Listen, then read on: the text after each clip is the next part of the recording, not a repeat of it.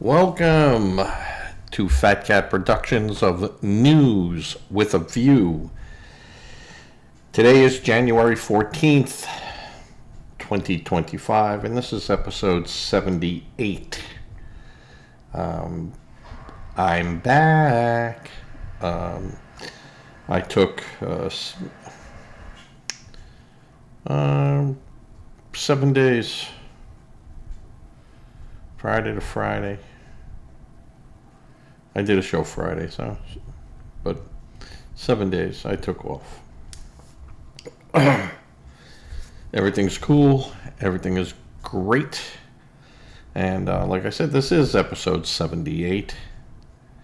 News with a View. Your host, John A. Costa. Fat Cat. Today, we're going to talk, of course, about the Israeli-Iran war. And it is a war. This is not a conflict. This is an all-out war. So let me switch over to my favorite camera and my favorite mic right here. It sounds a little tinny. I am working on that. I'm going to be redoing the audio this week, amongst 1,000 things I got to do. So, Iran and Israel are going at it. We knew this was going to happen. The reason Israel attacked Iran. This was they call it, preemptive. It's an attack.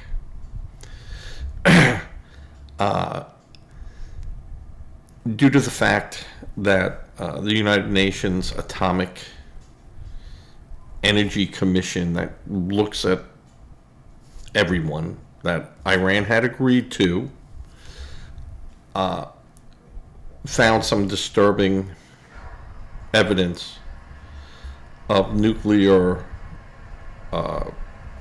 testing at secret locations, at bases that were not identified by Iran. And Trump had been trying to work a deal out and was close to working a deal out. And whether or not this was Trump stalling to give Israel a little bit more preparation time while trying to prevent a conflict, or Trump really going in there and going, hey, listen, I can only hold Israel back so far. And at some point, they have to think of their own preservation. And if you don't come up with something that I can give them, that they can go, we can live with this, you're not going to live. And that didn't happen. And Trump gave him time and said, listen, and still told him, we can do this.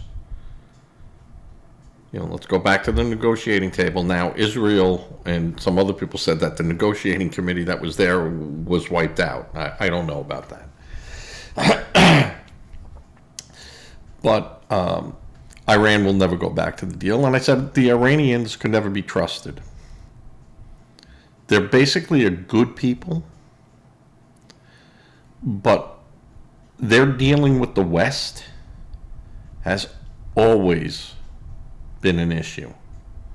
They say one thing, shake your hand, and with the other hand, do whatever they wanted to do. And this is a major problem that Iran has. Now, you could also point out that they negotiated a deal and we walked away. We pulled it out. So could we be trusted?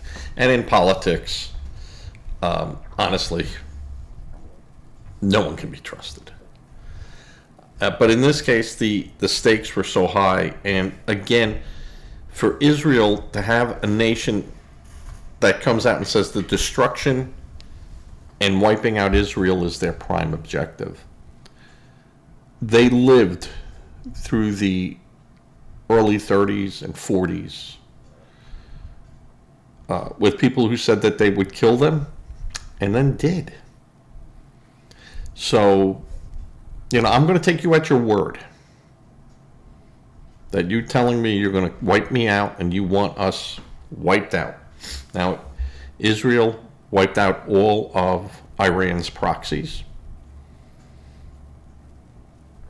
And you could see this was the beginning of the decapitation. And when I say decapitation, they weren't going in and cutting the heads off, but what they were doing was eliminating people in very top positions, and then wiping them out again as they filled in with the second and third and fourth. And by the time you get down to the fifth guy, they're all hiding and they're like, oh, please don't pick me. But if Israel at any time in its history with Iran was going to, and I say history with Iran, in the last 30 years, 35 years, if they were going to attack Iran, now is the time that I would have done it. Iran is tipping and has been tipping towards collapse. Now, usually when bombings like this happen and attacks like this, it actually rallies the people. Bombings might bring the military to the peace table, but as far as, getting the sentiments of the populace to then try to overthrow their government or put pressure on them, it never worked. It didn't work in England. It didn't work in Vietnam. It did in a sense in Japan because we totally wiped them out. Their military, and we were prepared on paper to go from city to city to city and nuke them. And we would have, if we had 20 atomic bombs or 30 or 40 or 50, we would have dropped them on Japan if they had not surrendered. We did not fully appreciate the effects of radiation or anything like that. We just wanted this war to end. And if we had to wipe you out to do it, so be it if you're not going to surrender. So what has happened in Israel is they said enough with Iran and these proxies, and they'll kill us with the cuts, death by 1,000 cuts. We're just going to go and cut the head off. And that's what they're doing. They have not struck the Ayatollah, which, believe me, they could have wiped him out yesterday. Never a good idea. You martyr him, and people that might have said, hey, we don't like this government either, but, the Ayatollah was our spiritual blah, blah, blah, and now you got a problem. They're hoping that he just circles the drain and maybe his own people take him out. Something happens. They move him back to France, where the other Ayatollah was hiding. We allowed him to survive. Should never have happened. But you have now, today, Iran claimed that it shot down 2 F-35s. And they're saying the stealth bomber is no longer, the stealth plane is no longer stealthy. There's been no confirmed reports either way. Is it possible? Sure. You have these airplanes in the vicinity of, a couple of hundred rockets. Even a blind squirrel will find a nut every once in a while, and it could happen. But Iran's air defense system basically has been a joke. It hasn't worked. It also shows how deep Mossad has infiltrated Iran. They were able to get people that should never have been able to be taken out, mostly by drones and missiles, and they even had ground forces in Iran with launchers. So this was an extremely coordinated effort by Israel. This was not just, that's it, boom, take off, and attack. This was actually surgical. The Israelis had killed top leadership in the military, high-level scientists. They took out nuclear testing facilities, but not the centrifuges that we know of. Those are buried pretty deep, and they don't have the capability of going in there with any type of munitions. They soften the ground up enough, they'll send a commando unit in there of 100, 150, and they'll blow them up.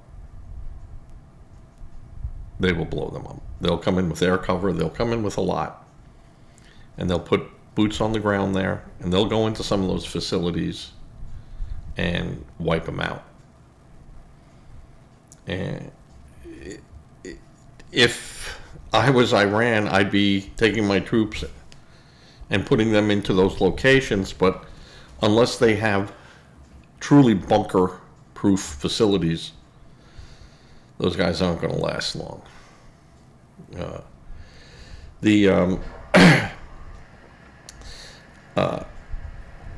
The Iranian proxies have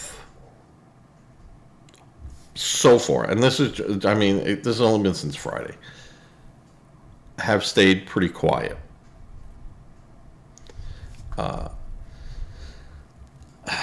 They're much more of an easy target for Israel to go after and get. Even though Israel might be fighting over here and those guys are over there, and they can turn around, and try, when you're not looking, throw a punch at you. That would not be a good day for Hutus. It would not be a good day for Hezbollah. Hamas is basically gone. They will probably surrender very shortly. They won't be able to last without Iranian money and other money coming in. It's just not going to happen. Defense Minister Israeli Katz had said Iran will pay a huge price if they take retaliatory actions against Israel. Well, that's already happened, and what did you think was going to happen? They're not going to do it. They're going to just sit back. I mean, Iran is the laughing stock in the Arab world. Now remember, we're talking in the Arab world. The Iranians are Persian. There is no love between the Arabs and Persians. The only real binding agent is Islam. And even there's, like Catholics and Protestants, and Lutherans, you got the same sect type of situation in the Muslim world. And, this guy was the prophet of the nephew of the prophet, and this one, and this one, and this one, and, it's all the fighting. No, my prophet is better than your prophet. So, Donald Trump has urged Iran to make a deal and make it fast, or they're not going to have anything left. Now, today, Israel attacked Iran's natural gas facility, which is the largest in the world. They haven't touched their oil yet. But I will say that if Iran doesn't capitulate to a verifiable nuclear deal, they're not going to have any oil facilities left either. And this would make Saudi Arabia, Libya,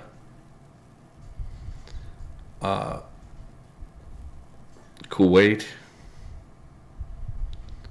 only too happy to see Iran out of the picture. Like I said, there is no love between these nations and Iran. And the idea that, Iran wanted to be the spokesperson and the spearhead, against Israel, and then against anyone that supported Israel. The people that are now in power in these other countries are Western educated. And they know that that type of rhetoric, the desert will drink your blood, we'll do this, we'll do that, is just not going to work against technology, and it hurts them in the end. And why do that? Why not just deal with them? Hey, I never liked the idea of the United States or the West going into a Saudi Arabia or going into these countries that were very religious focused. Their religion is everything to them. And, we wanted to open up malls and movie theaters, and we want to, this and that. And never once did anyone not think, is this going to be culturally acceptable? Is Victoria's Secret's going to be acceptable there? Bed Bath and Beyond might, to a certain extent, and Kentucky Fried Chicken, that might be okay. McDonald's, Coca-Cola. Always said Coca-Cola was the biggest CIA organization ever. If they're letting Coca-Cola in there, they're letting other things in there. So you have to look, and they really should have gone to their clergy and said, hey, we want to do this, but we want to make sure that, we don't offend you or your customs. And just because the king or today's leadership said it's fine, I'd like to hear it. I'd like to take the pulse.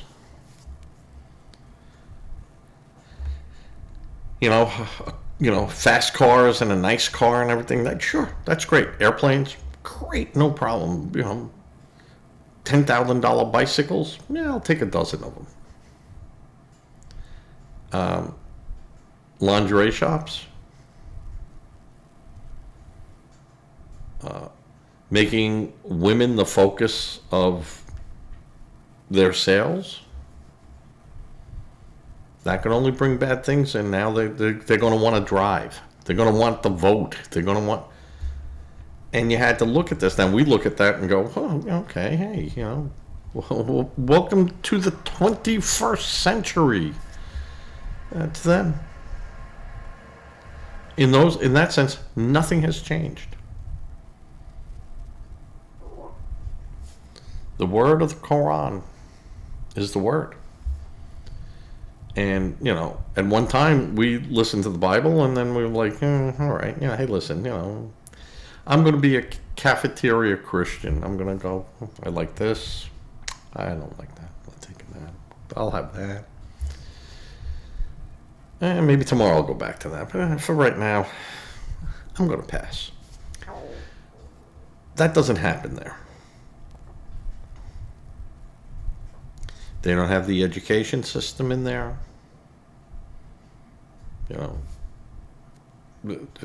Totally different.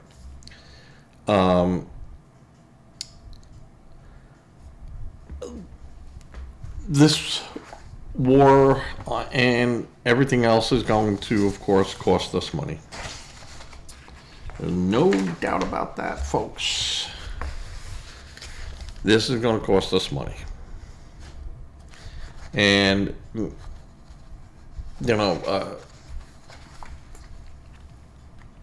again, I will blame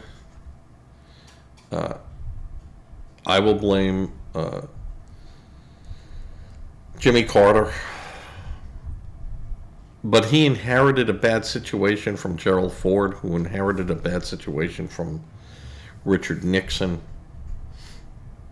on how we were going to deal with Iran. Because remember, it was Richard Nixon who got Iran to buy F-14 jets and started buying military hardware. And I apologize for that noise in the background. That's the air conditioning. It is hot. It is humid here. And I'm sure we're going to be hearing some thunder very soon.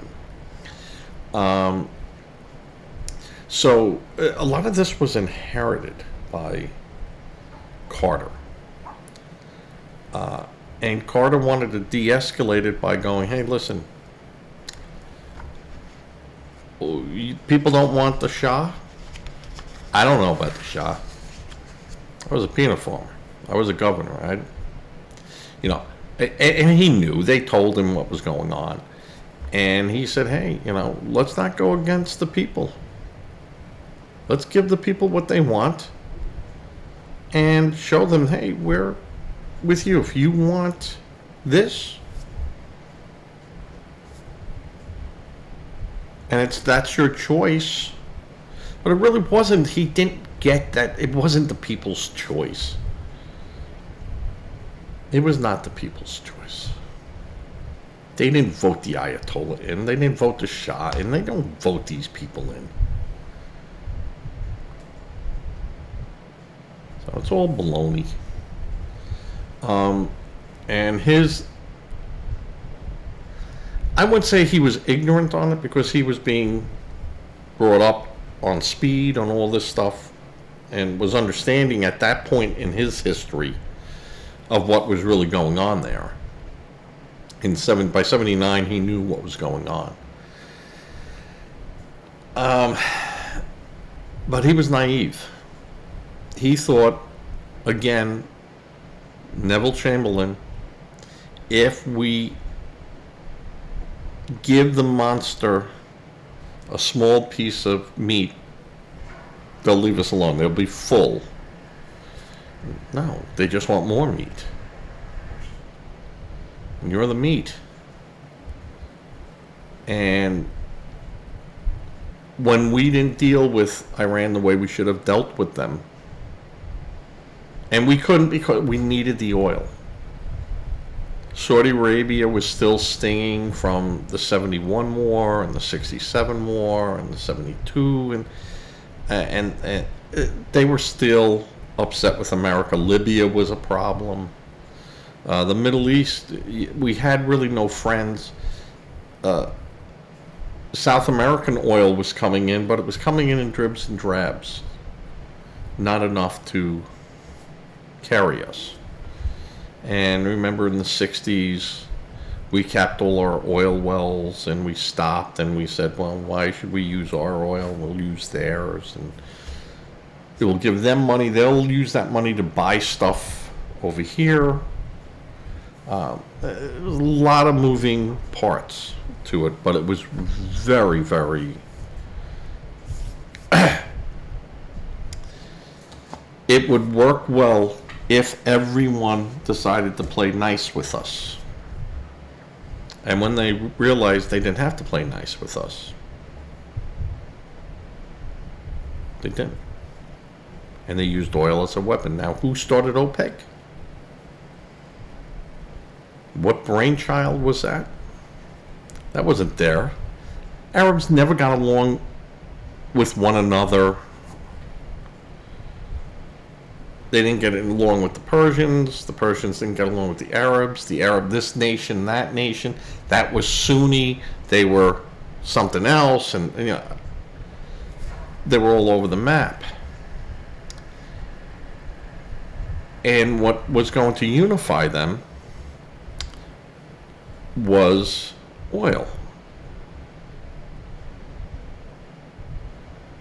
Thus formed OPEC. And who was the brainchild behind OPEC? Henry Kissinger. Yeah. And Richard Nixon.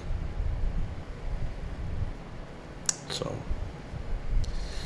we can blame Carter, but Carter inherited some of this stuff and then really mucked it up bad.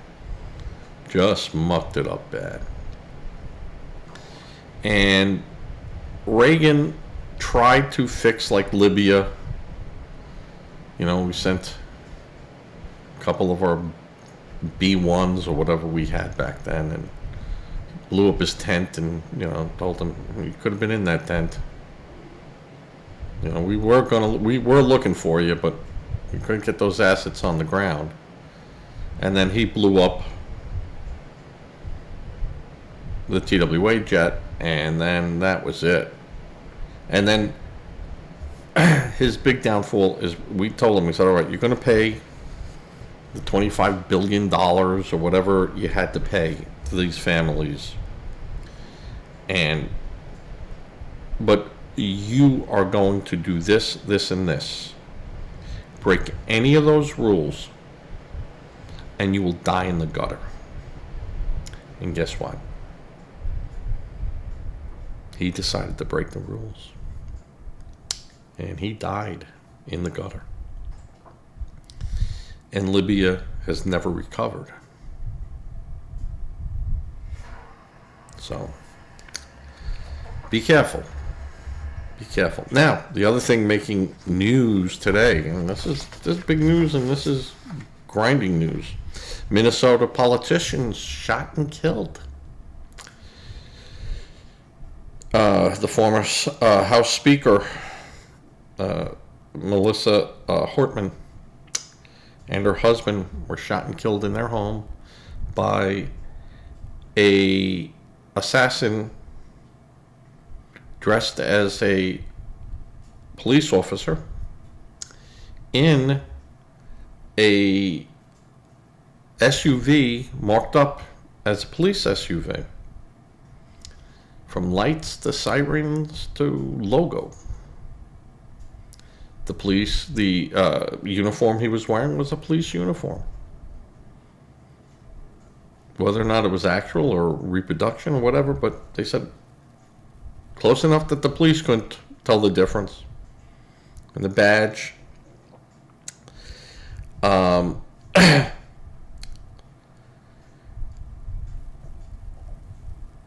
The second lawmaker, Senator John Hoffman, and his wife were also shot at their home by the same person, allegedly, and are in extremely critical condition, and from what I'm hearing, they're not going to make it.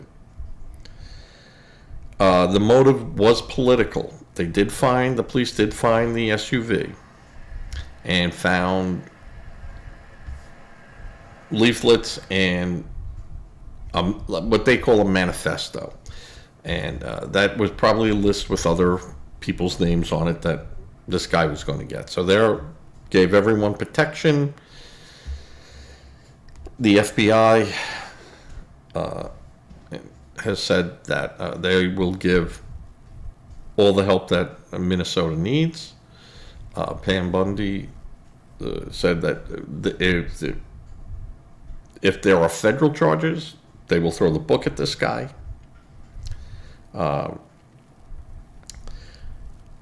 There were reports that there was gunfire exchanged with this individual at one of the homes by the police. Don't know if that's true or not. I saw it pop up, and then I started looking around for it again, and I couldn't find it. And I hate going to Yahoo to look for this stuff, but I searched around. The police did say they have a suspect, and he's identified as 57-year-old Vance Boelter, Boelter. Not much on this individual. Is he a registered Democrat? Is he a registered Republican? Does he have, is he known to the police? Is this guy a nut? Who is he? Why did he do this? And, what is he trying to affiliate himself with? So we don't know if this was, I love Donald Trump, or, what the grudge he had with, it seems, the Democrats. That's basically all you're going to find there. But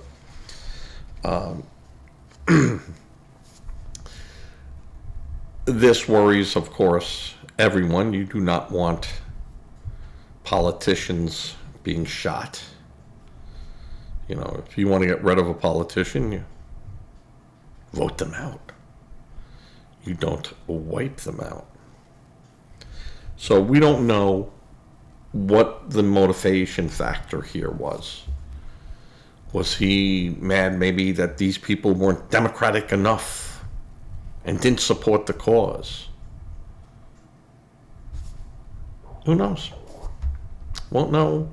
And they won't know, because this guy is going to go down as a martyr. He's not going to, when he's cornered, go, all right, guys, you got me. No. He's going to come out shooting, and he's going to go down in a hail of lead. I would be shocked. Unless, he started to run and he fell down and they got on top of him right away or something like that. I just can't see them capturing this guy unless the guy allows himself to be captured. This guy's all in. Whatever he's affiliated with, whatever his motivation is, this guy's all in. So that's what's going on in Minnesota, the land of Timmy Waltz. So bad situation there. Sorry for the people there. No matter who this guy is, no matter if he's a leftist going crazy left, whether he is a right person that has gone so far to the right that they're off the scale. It's a sad day, and let's hope that there aren't any more victims from this guy. All right, getting off this quickly enough. Former Illinois lawmaker sentenced to over 7 years in prison for corruption. Now, an official being indicted for and convicted of a crime while in office. This one, former Illinois Democratic lawmaker Michael Madigan. Madigan, the longest surviving legislative leader in U.S. history. He was in there a long time. And this has been said before, when you have these lifetime politicians who decide, I'm going to do this and do it till I drop, usually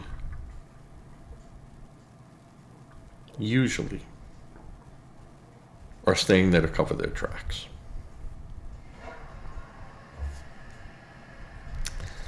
Just saying. Biden, Schumer, Pelosi, Waters, Warren, Sanders, and a lot of Republicans too. They stay in there because just like this guy was former. This all came out after he left office. So he said that he was very sorry and truly sorry for putting the people of the state of Illinois through this. The former Speaker of the State House said before sentencing. He's going to face a $2.5 million fine. And he was found guilty 10 of 23 counts of corruption. He said, I tried to do my best to serve the people of the state of Illinois. I'm not perfect. Yeah, you think? And he was job selling and, I'll get you this contract and you got to put these people there and like other people coming in. We'll do this. If you can do that, I got to put 2 people in over there. And yeah, you can't be doing that stuff. And he made a lot of money doing this thing. And he is 83 years old. He's going to ask the judge to let him carry out his sentence at home and so he could take care of his wife, who's sick. He pushed his lawyer's pushing for 5 years probation, hoping that he could stay at home to care for his wife Shirley, who's suffering from aging complications. However, U.S. District Judge John Robert Blakey showed little leniency for the 83-year-old, who prosecutors said undertook corrupt dealings for years with supporting evidence from 60 witnesses and stacks of documents. So he wasn't very good at what he did, but he had no problem taking the money and peddling his office and selling his office for favors. Came from the same cut of cloth as Joe Biden. Hey, I call him as I see him, folks. The judge said, being great is very hard. Being honest is not. It's hard to commit crimes. It actually takes effort. And he's right, because, you got to put a lot of thought behind that crime you're committing. Have all your ducks in order. It takes a lot of work. So, he is gone. Another Democrat. It seems like we're picking on Democrats, but believe me, there are Republicans out there that are just as dirty, if not more. And they're there. And they'll be exposed. And again, like I say in my podcast every time, I am not locked in step with anyone. Not doing it. Not doing it. Though I am a conservative. I'm a federalist. You all can look up what a federalist is. But I'm not locked in step. I voted Democrat, I voted Republican, I voted independent. Because a good idea is a good idea no matter where it comes from. And if it's constitutionally sound, at least to me, then, if it's a good idea and it's a square peg going in a square hole, well, not a hole, because hole is always thought of being as round, then it makes sense. I can get there. I don't have to have someone that is 100% of my agenda. But if everyone's out there all floating around, I could find a person that has 51% of my agenda.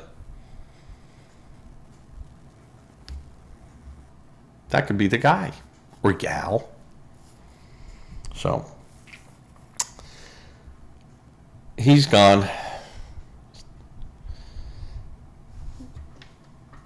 I think I said his name right. So, I don't know, it could be Madigan but Madigan. I'm pretty sure it's Madigan. Off to jail you go, sir. At least for a while, and then they'll cut him loose or something. All right, this is the one that I really like. Former celebrity lawyer Michael Avenatti gets nearly 8 more years in prison at resentencing. The once swaggering celebrity lawyer who represented adult film star Stormy Daniels in her court battles against President Trump was resentenced Thursday to 11 years in prison for dodging taxes and stealing millions of dollars from his clients.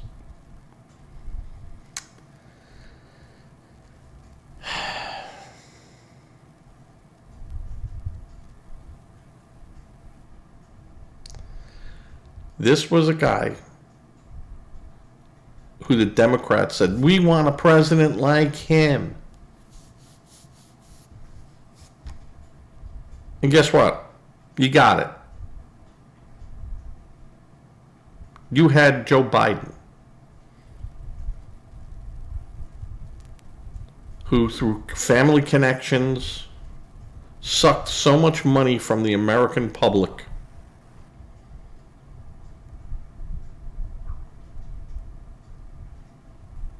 and sat in the Senate while making deals that profited his family. Don't tell me about Donald Trump. Donald Trump made his money before going into office. You might not like him as a businessman. You might not like him as a human being.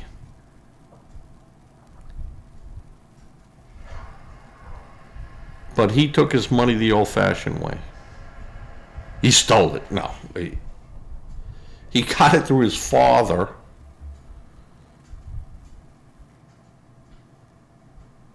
and then he built upon it. And you can't deny that. And you can't say, oh, he would never been able to do it himself. Maybe not. But having $20 or $30 million tossed at you and said, hey,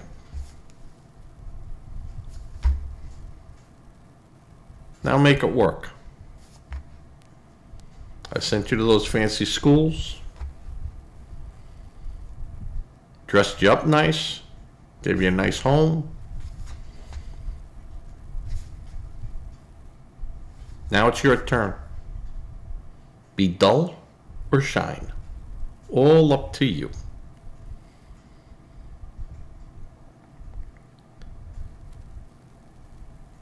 Avenatti stole money from his clients. $300,000 just from poor escort porn star Stormy Daniels, who I have no problem with her making her money the way she made it. She wasn't forced. She enjoyed it. And she used her talents like a model or an actress would, to make money. So, you know what? She worked for it. I don't care what you say about her. She did it the old-fashioned way. She earned it. Remember those commercials? Was E.F. Hutton says, and then everyone, what happened to E.F. Hutton? What was the one where they did it the old-fashioned way? They earned it. So, and the judge who was sentenced him, and I didn't write the. Oh yes, I did. James V. Selna. Oh no, yeah, yes. He was the judge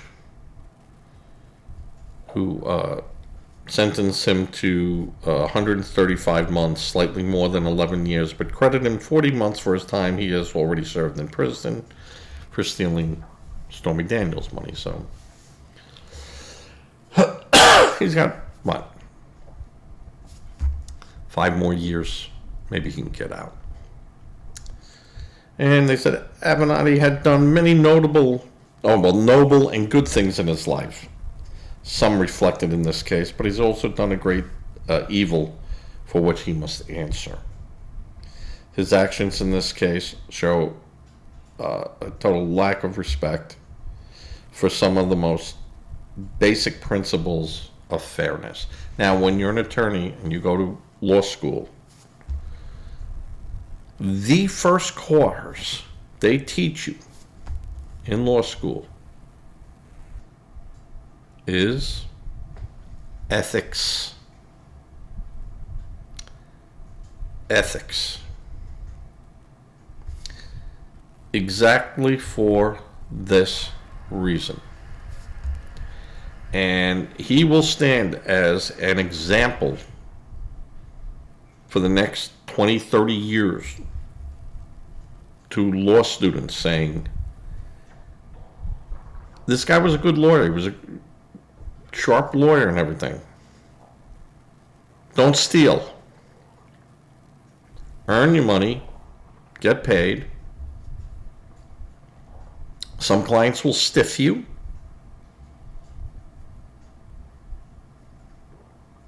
You can choose the cases you want, so you can take a little breath and know who you're dealing with.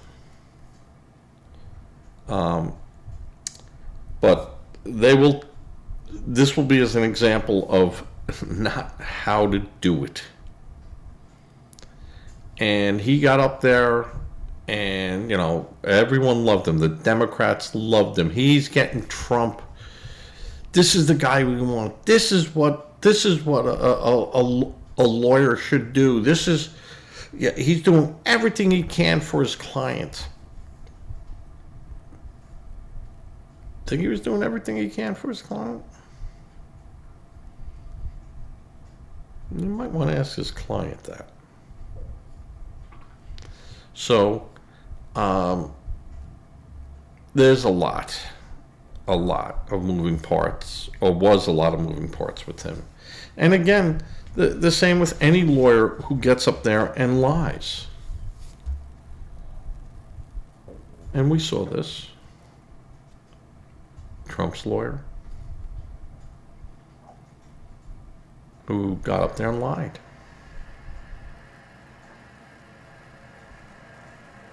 You can't do this. The former lawmaker who sentenced Madigan told him in the court. This is the Illinois Democrat, former Democrat, longest serving member. You could have chosen to be silent at your trial and not say anything. But you got on the stand and you lied. You perjured yourself.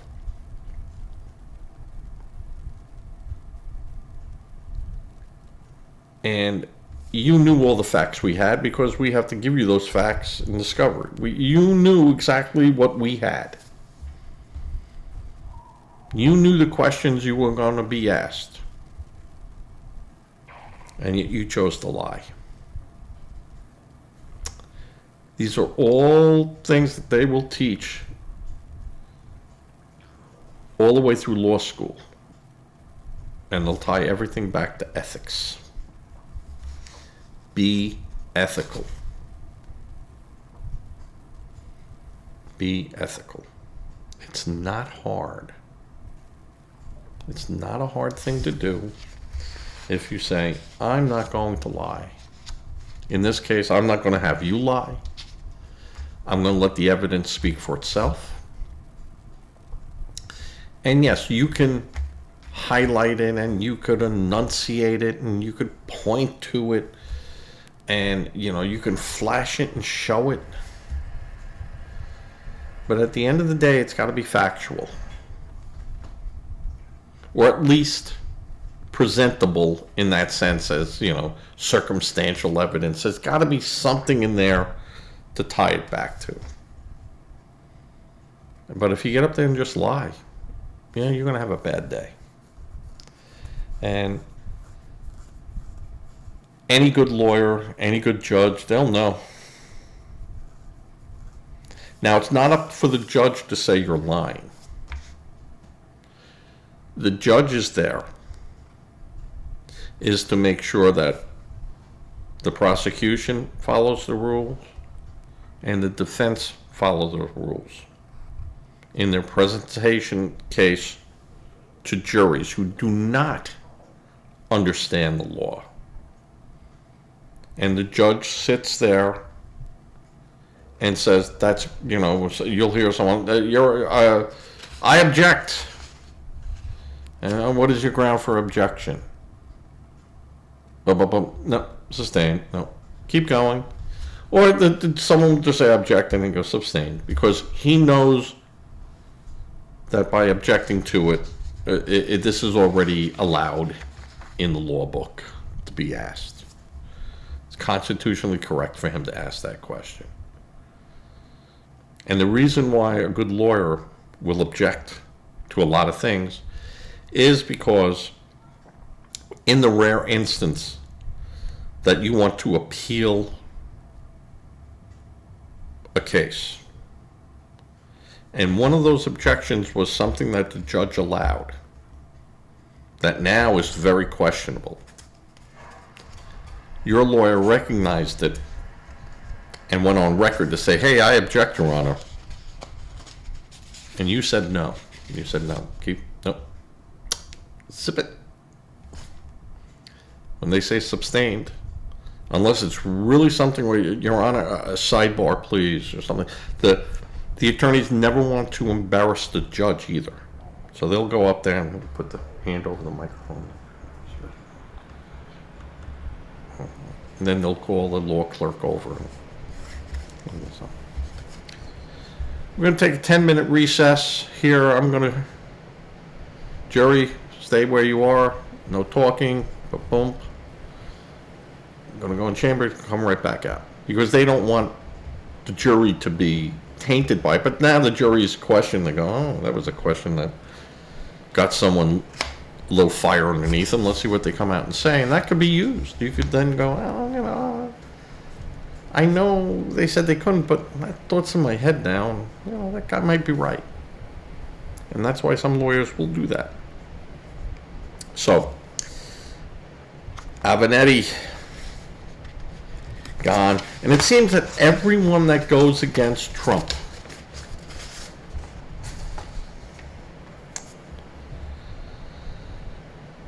this guy has reach. This guy has friends. Like in The Godfather, you have senators and congressmen like many dimes in your pocket. Well, he has friends. And he has contacts. And he has people. And a lot of the people that have lied against Donald Trump are paying for it. That's the way it goes. All right. With that, I'm going to say good night. This is going to go up very late Saturday night. It's like, I don't know, what time is it now? It's about 3 something, 4 o'clock. By the time I edit this later on tonight and get around to posting it, will probably be about 11 o'clock. I doubt if I'll do anything tonight unless, you know, something goes nuclear or there is such breaking news. I'm back now. This is episode 78. I have not put anything up for the last 7 days. I was busy. I could not do it if I had wanted to. So, I'll see you all tomorrow. I will have a show tomorrow. Sunday, I will have a show. There's just too much going on, and I might go out tomorrow and buy a new computer. I hate computers, but boy, I gotta buy something that at least that's newer. So, all right. So, give it to a charity if you can. Donate to a food bank if you can. Charity does begin at home. Go to a reputable charity. Don't become a victim helping a victim. Say a prayer. Prayer does work. Danielle, Paul, Christopher, Rowan, Cannoli. I'll talk to you later on this week. And with that, I'm going to fade to black.